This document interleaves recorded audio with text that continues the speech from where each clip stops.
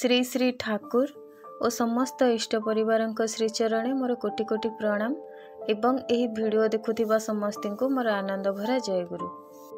आजिर आलोचना प्रसंग हेउची सेवार अर्थ। वीडियो को शेष पर्यंत देखिए। जदि मोर वीडियो आपण मानकु भल लागुथाए तेबे चैनल को सब्सक्राइब करबा पई भूलिबेनी। सेवा मनीष को महत्तर करिपारे। सेवा ही मनीषपणियार एक बृहत्तर अभिवृद्धि। आर्थिक स्थिति मनीष को प्रतिष्ठा आनी देई पारे। बंचिबार पथ को स्वाभाविक करिपारे। मात्र सेवा भली ताहा मनीष को कालजयी बा जुगजयी करिपारे नाही।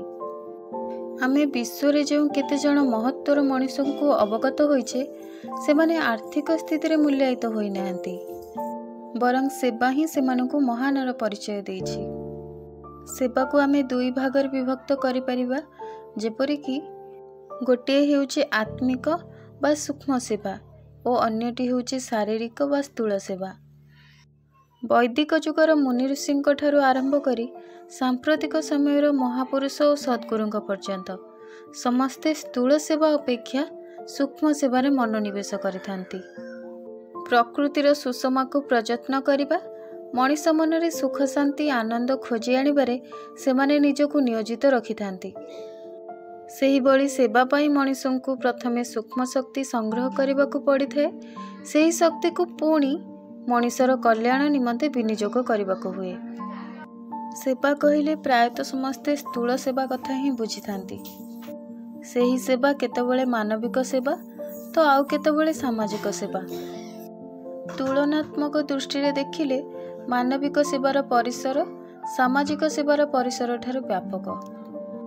कारण सामाजिक सेवा द्वारा आमे जेउ अंचल रे जेउ गोष्ठीर जेउ प्रदेश बा देश रे वास करूछंती ताहारी निरामय भाव उपरे गुरुत्व देउथांती।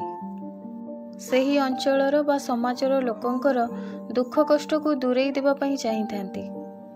मात्र मानविक सेवा कहिले समग्र मानव जातिर सुख शांति और मंगल पई चिंता करिबा एवं तदनुरूप कार्य करिबा। अन्य मानकर सुख शांतिर कारण हेबा से भली प्रोत्साहन ही प्रकृतर मानविक सेवा। सेवारे अहंभाव दर्प और आत्मगारिमार लेशमात्र चिन्ह न थाए। गौरव और प्रतिष्ठा अर्जन लक्ष्य करा जाउथिबा सेवा प्रकृत सेवा नुहे। सेवादाता सेवा करिबारे निजर दया बा करुणा बोली मने कले सेवार महत्व कलंकित हो जाए। श्री श्री ठाकुर कहती, जेते पार सेवा कर, किंतु सावधान सेवा नेबाकू जेपरी इच्छा न हुए। तेणु सेवार प्रेक्षापटरे स्वार्थ बासना बा कौनसी गोपन अभिलाष रखिले सेवारे ईश्वरीय आशीर्वाद मिलेनी। निस्वार्थपर एवं परार्थपर सेवादातांकर मौलिक गुण। सेवादातांकर व्यवहार शांत विनम्र एवं सुखकर एवं विधेय।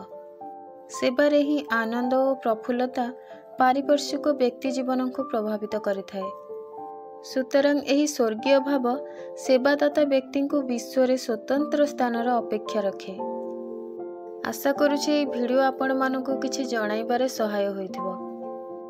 एही वीडियोटी किपरि लागिला निश्चय जणाइबे। रहुछि, देखा हेबो पुणी एक नुआ वीडियो सहित। से पर्यंत समस्तिंकु जय गुरु।